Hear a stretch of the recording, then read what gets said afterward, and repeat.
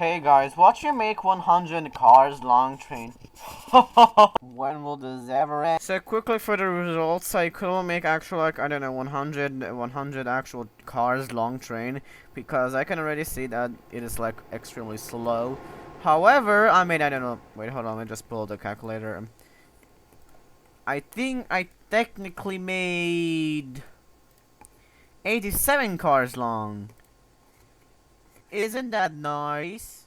I'm actually surprised how many big Alice's I need for this train.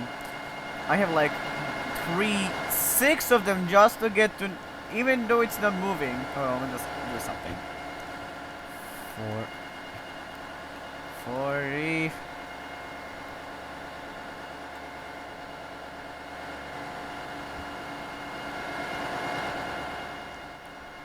Yep, it totally isn't working. How do I rewind time, please?